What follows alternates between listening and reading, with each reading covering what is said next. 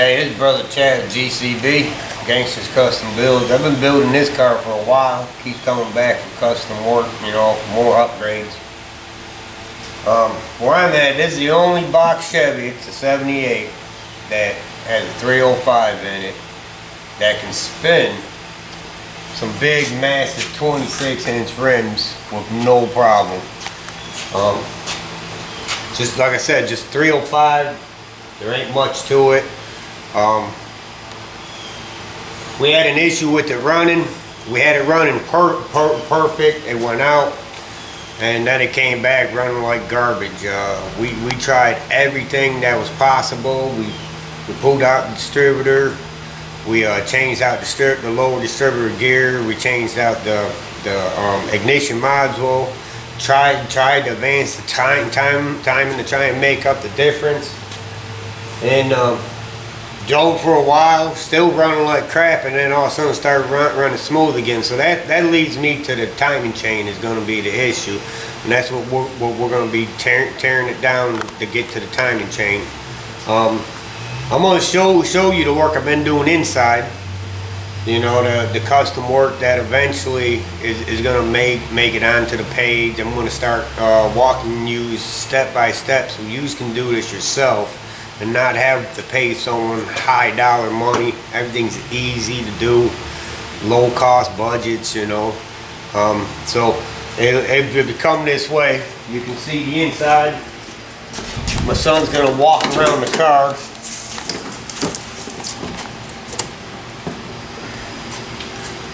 But this is what the inside's looking like. We had the fiberglass dashboard. The steering column, believe it or not, is from a 65 Impala. We got a push button start, no keys, killer sound system. But yeah, we got the spinners on it. And like I said, the town I'm in, the only box Chevy that can smoke these tires. I mean, literally boil them with smoke, and that will be on the page because we did record it when we first hopped up the engine. So I guess it's all to do is get right to it.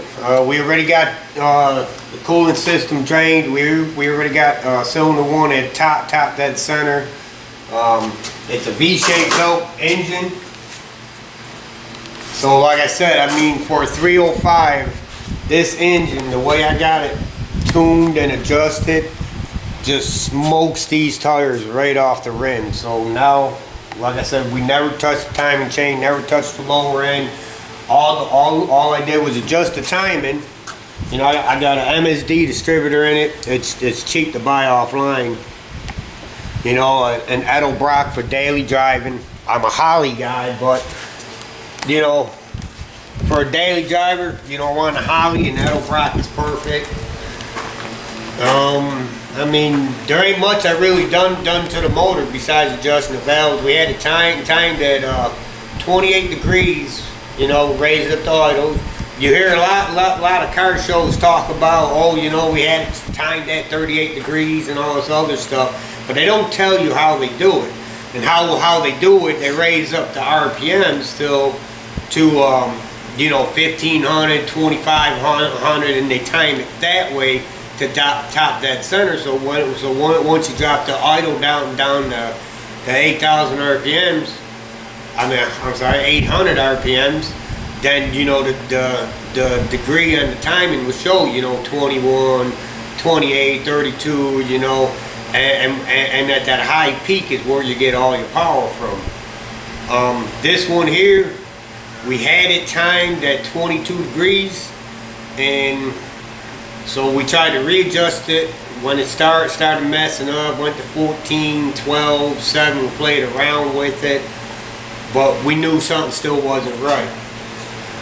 So for a V-shaped belt engine, 305, to have all this horsepower with just minor stuff is unreal. So we're going to get to it. We're going to get the radiator out. We're going to get the alternator, AC. I'm not going to disconnect the AC. I'm just going to move it over. And then We're gonna do the oil pan on this too. We built a engine brace to raise up the engine, so this way we can change out the oil pan too. If you're going that far deep to change the timing chain, it's smart to change the oil pan gasket. So I guess all that's left is let's get to it.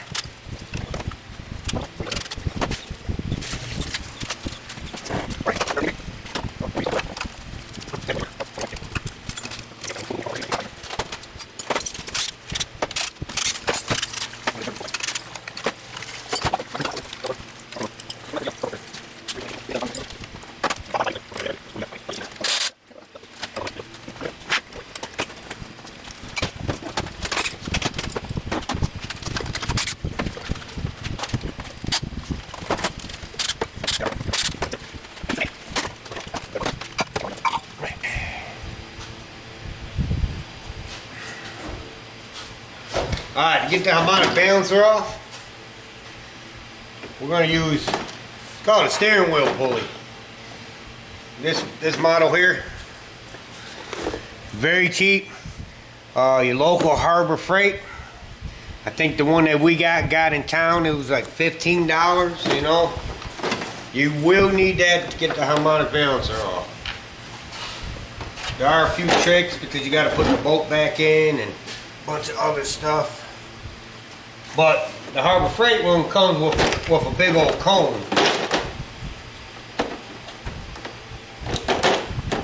Once I can get that situated.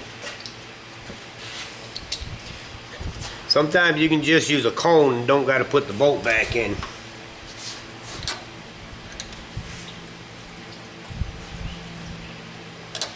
And I believe that's what I could use. Then there's times you have to use the bolt. You gotta place the bolt in, then you gotta use a flat one with some of these old Chevys. But I believe I can just use the cone once I find the bolt size I need. They're gonna be metric.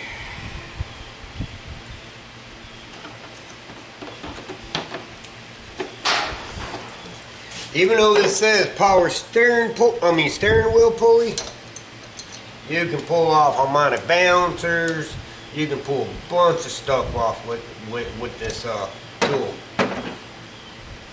I don't know why they don't call it a multi-puller, but I'm not the one that makes up the names.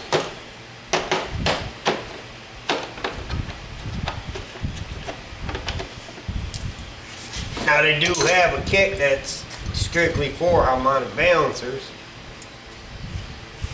But why would you spend all that money?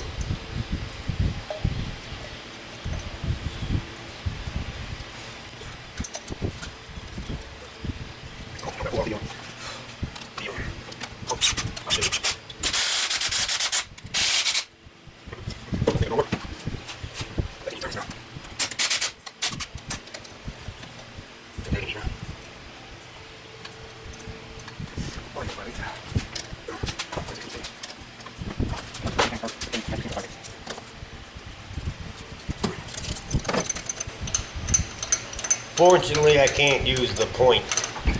I have to do it with the flat nose.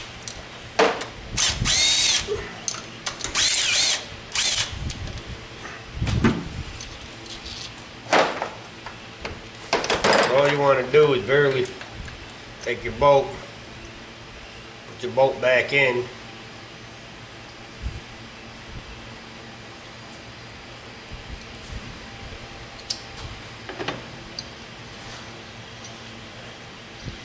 And when you gotta use the bolt, you want to make sure the nipple's outwards.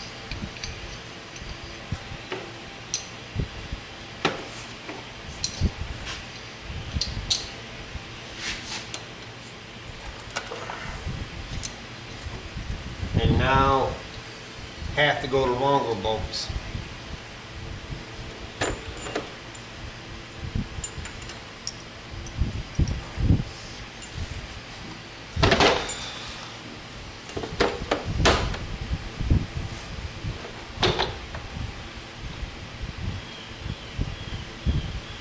Apparently I don't have.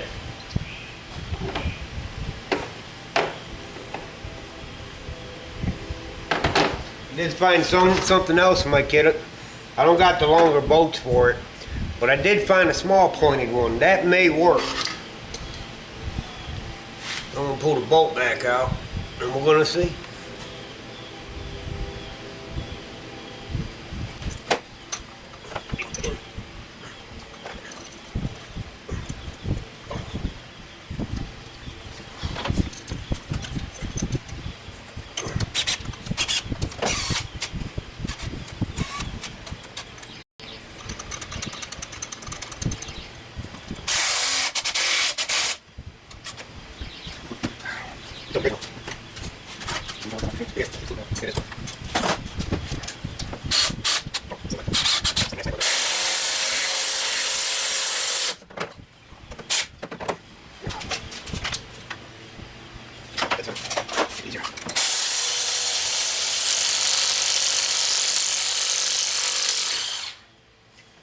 Alright, now this joker is probably original to the car. So I had to use an impact gun to get it off. But we're getting there. It's a good thing that this kit came with the smaller prong, with the smaller one.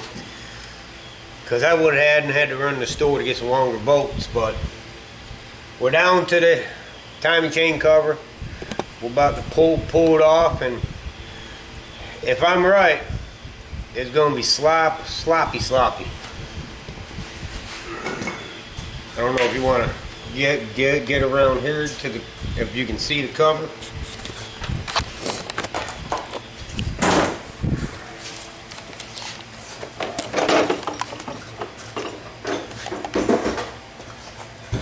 So we're gonna rip this off real quick.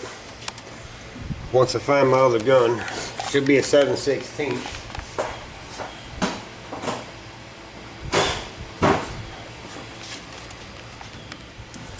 And that it is. This is the moment of truth.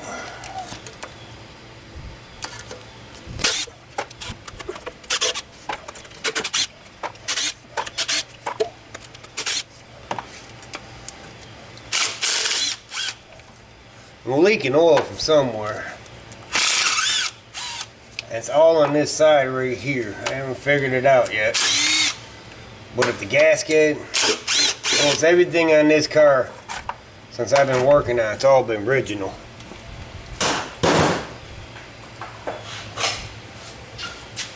So it's a good possibility it's the gasket that's been leaking.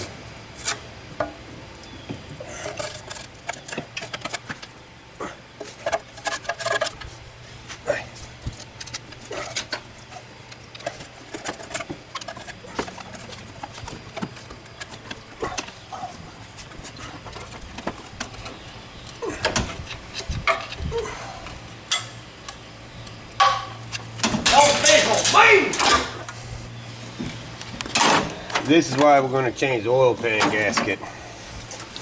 See that lip right there? That sits inside your oil pan. Now the proper way to take this off would be loosen the oil pan up. But because I'm gonna be dropping the pan anyways, I just ripped it off because I'm not sure if I'm gonna keep this timing chain cover or not. Most of the time you can't get one with this on here anymore. They're all on the side. So I'm gonna see how it cleans up and see what it looks like. But as you can tell, that's why I had the issue. 1 minute it's running beautiful, it has the right sound, and then all of a sudden, so I could jump time. So this is slipping the timing off on top. They're supposed to have play to them on both sides, but it should be just this much or a little bit more, but not all stretched out and sloppy like that. So I'm gonna clean up the pan. I'm gonna prep to get the motor braced up, and then we'll be back to you shortly. Alright, I got the oil pan off. This is the second Sunday. I had to stop because, you know, I work 6 days a week. You're gonna need one of these tools to get that sprocket off. It's a 3-legged thing, real easy to use. Just put it in, tighten it, pull the sprocket off. If I'm not mistaken, they're about 14 bucks at Harbor Freight. This is used for multiple stuff. The easiest way to get the sprocket back on, the new sprocket, you know, once you make sure that the 2 dots are lined up, you get a socket that's going to fit over the crankshaft, no problem, and then you just tap it on with a hammer, like so.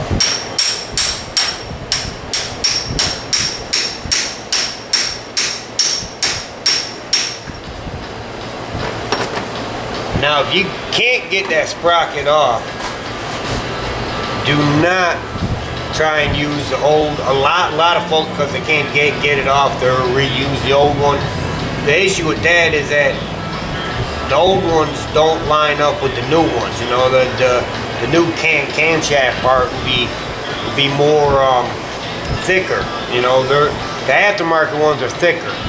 I didn't go with the double chain and stuff like that because I ran the past with double chains will fail on me. So you just got to make sure the dots are lined up. You know, best thing is, I always mark them with a white marker, but I don't know what the boy did with it, so I used the black marker today.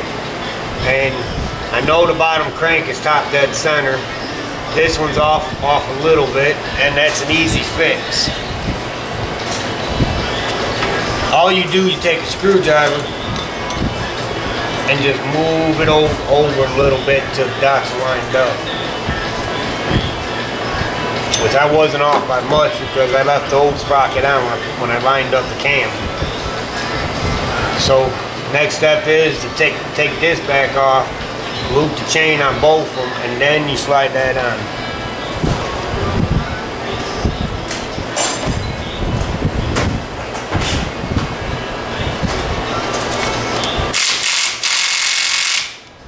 Of course, they ain't gonna come off with this, which the cam moved, so now I gotta bring it back.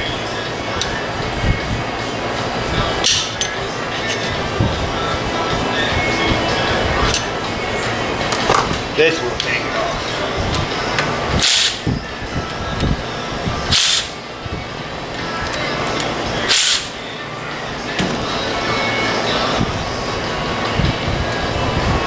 And I'll explain this nifty little brace I built. It'd be the best thing to ever do, because you got to raise up the motor. So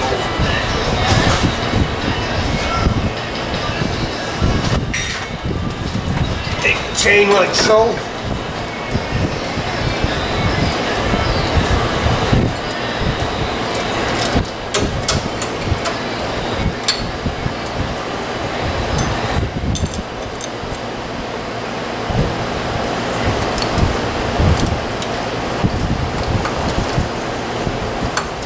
Basically, I'm lining up the marks before I pull up the chain.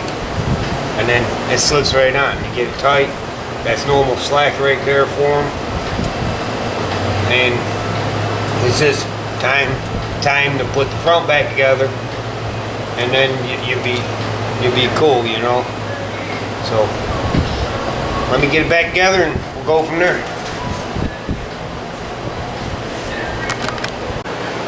Alright, it's Brother Chad back on this 78 box Chevy. Finally got the tire and chain back in. It's been a hassle. Worked 6 days a week, 1 day off, so it's kind of been rough. But I'm gonna show you something I built to raise up the motor a whole lot easier. It's very inexpensive. So I had a few buddies of mine ask me about this, so I'm gonna show you what I originally bought and then what I done. So let me get you off the stand.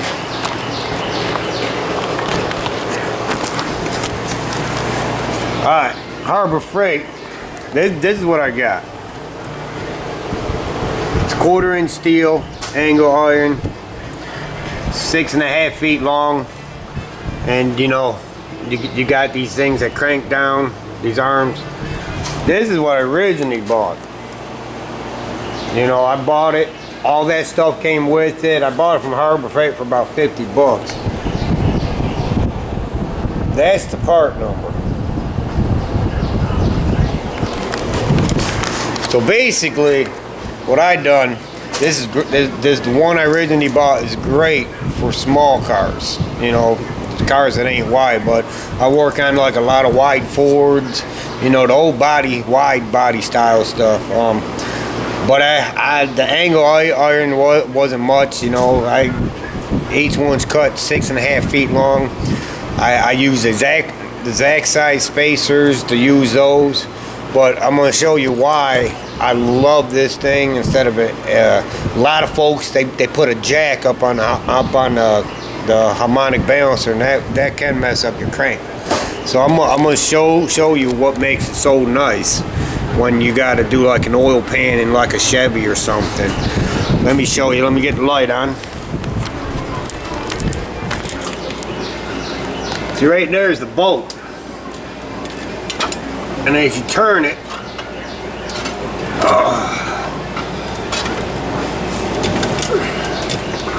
see, it just lowers it right back down. My hand's a little shaky.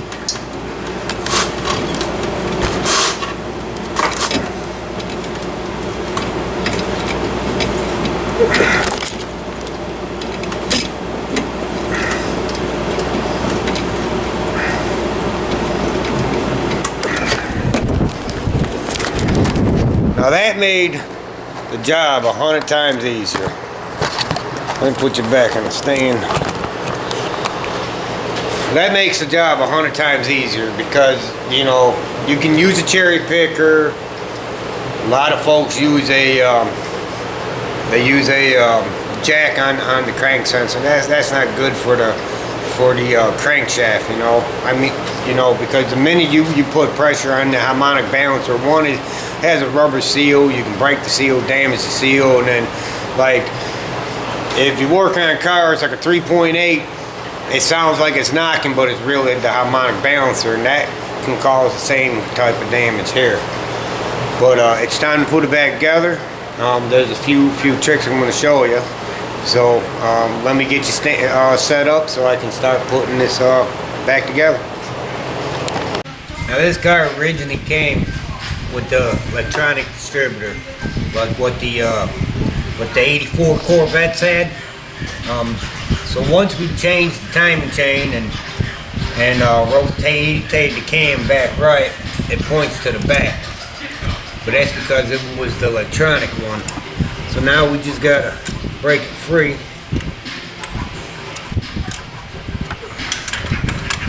Get it rotated.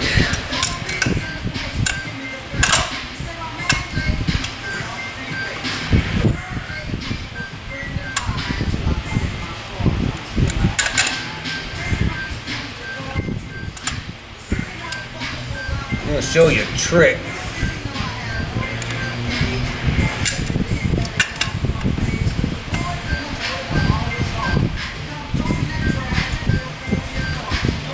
Actually, this one dropped in okay. A lot of times, if it don't drop straight in, it's because the camshaft is messed up, and all you do, you bump the engine or rotate it by hand, and it'll drop in place. And then this way, you know, you can just reset the top dead center and the harmonic balancer.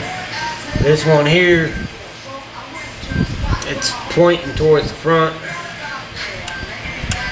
It ain't going exactly where I want it. See, like right now, it's about where I want it. And if I bump the motor, it's gonna drop down in place with no problem. I'm gonna try and rotate the motor though. I'm gonna turn it counter. I'm gonna turn the balancer clockwise. See how that's moving? And it should drop right in place where I need it to.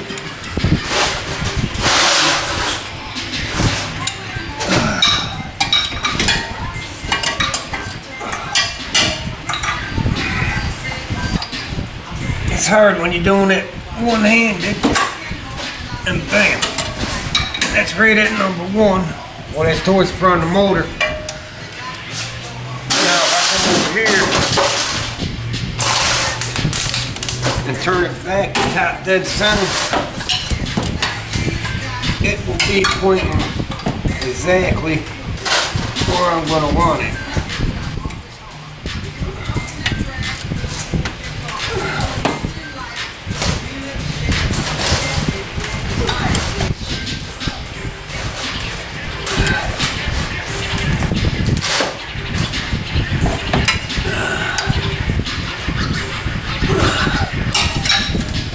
Pointing exactly where I wanted it. It's pointing right at number one. That's a trick. That's a trick I picked up because the way I used to do it, I used to turn the camshaft bar with the oil that turns the oil pump with a screwdriver, and that was just a real pain in the butt. So now that I got it where I want it, I'm gonna get it back together, and then hopefully it runs the way it used to. Alright, well, I got everything hooked back up. I got everything ran. My son's gonna get inside and turn the key. You always make sure the vacuum line from the distributor is disconnected. It's about 110 degrees where I'm at, so yeah, it's a little hot. The only downfall with this car is that the timing mark is like way down there. So sometimes I gotta lean across it. If I have everything set up right, it should bust right off. So let's get this time. Go ahead.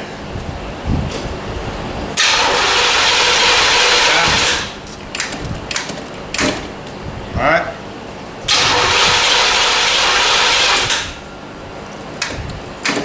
Alright.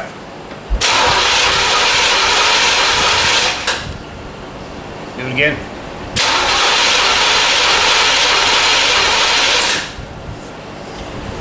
Well, apparently I don't think I'm getting fired now.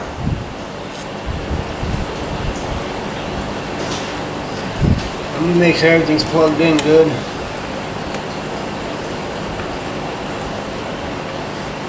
Try it again. Alright, stop.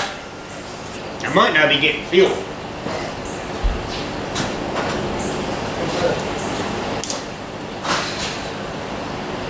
So, we try a little Gojo juice.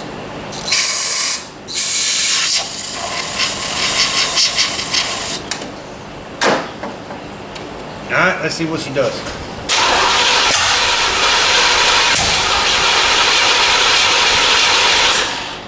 Do it again. Alright. Alright, something seriously wrong here.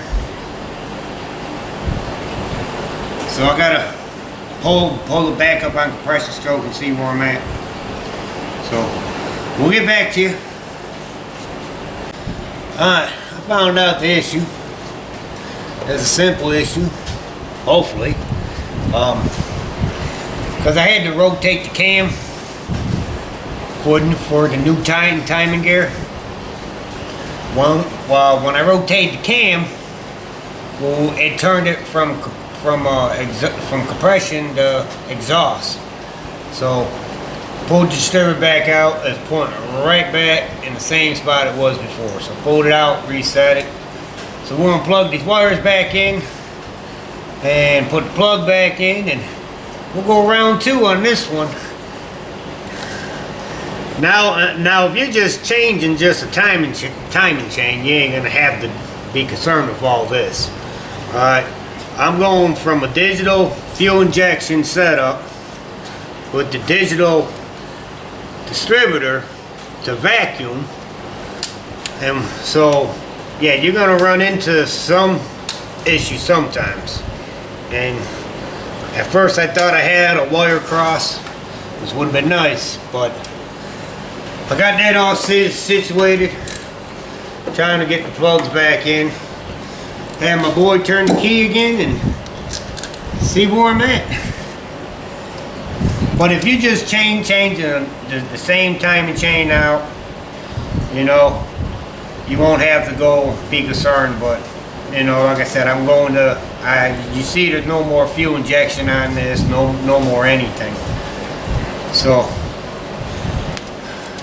it's just stuff you got to figure out. Like that Mazda RX-8 we're building. Little rotary motor in it.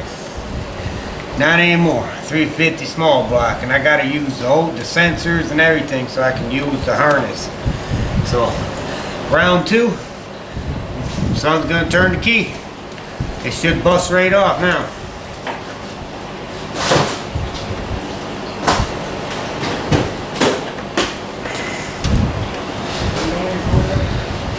Go ahead.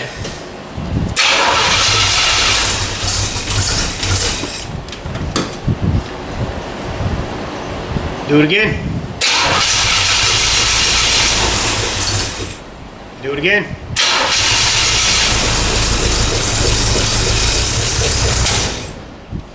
Still getting a little popping. Do it again.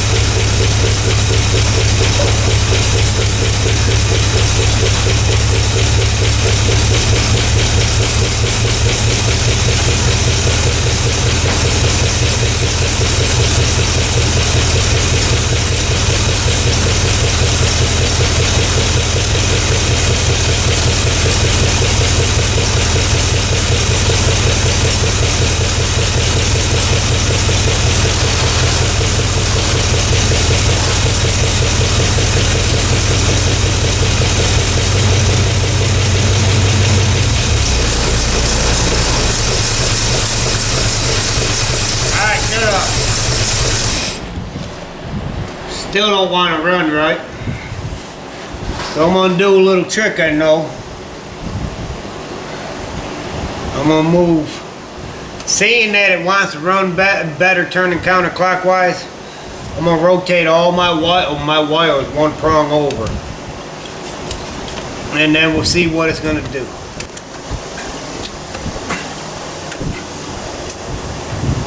I said this joker was running like a champ, man. And then one day, started it up,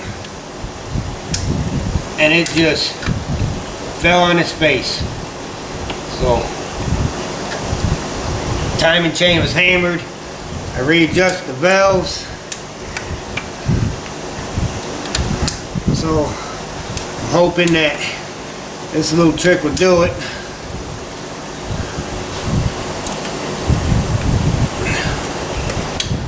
Alright, let's see what she does. Yeah. Go ahead. Do it again. Alright, so now I'm going to rotate them back too and see what it does.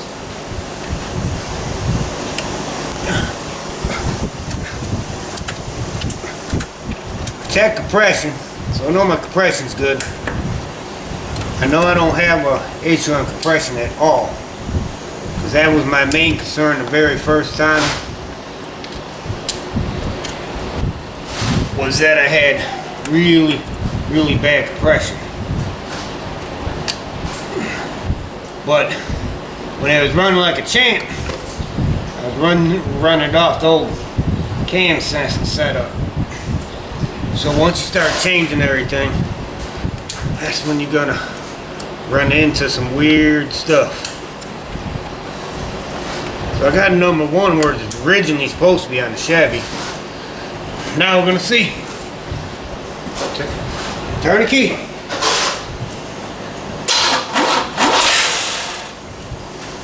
Go ahead.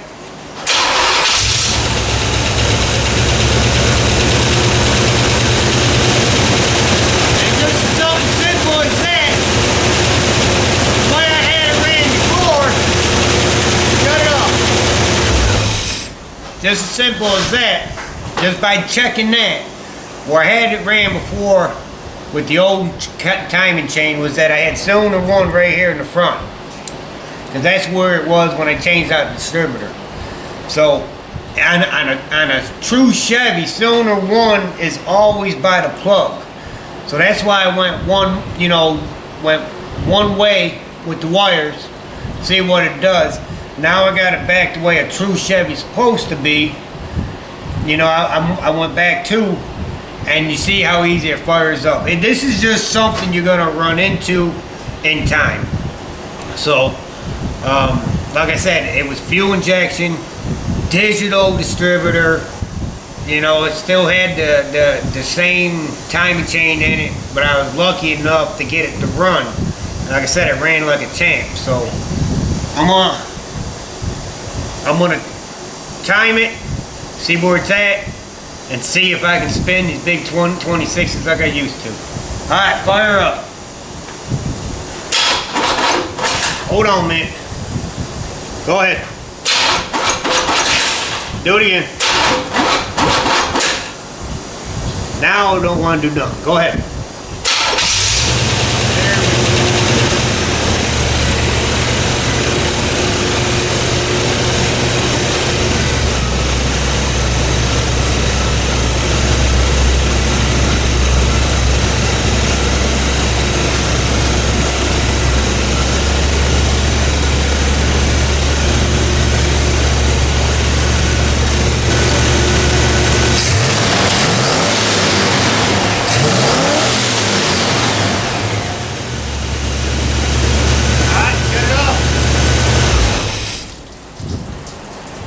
I forgot to put the cap back on. Always make sure your radiator cap's back on.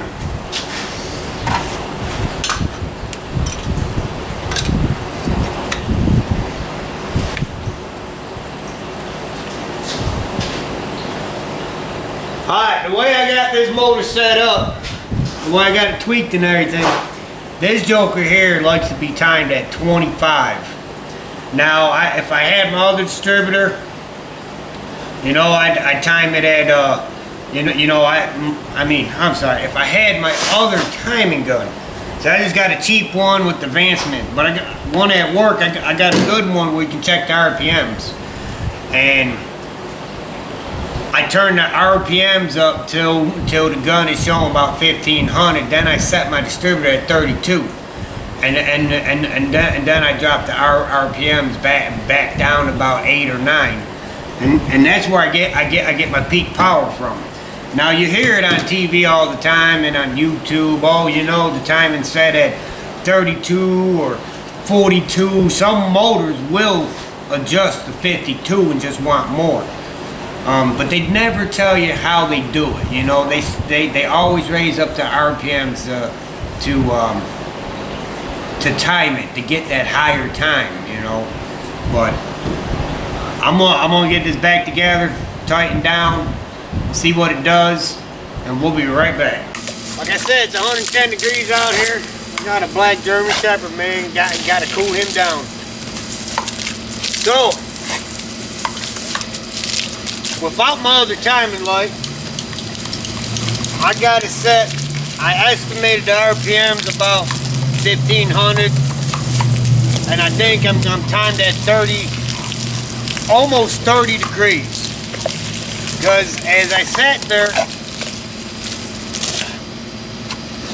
I turned it down, turned my AC on, and I believe I got the idle where it needs to be, and then double checked it, and it dropped it down to about 22, I believe it is. So I'm about to back it out and see if the old girl's back alive.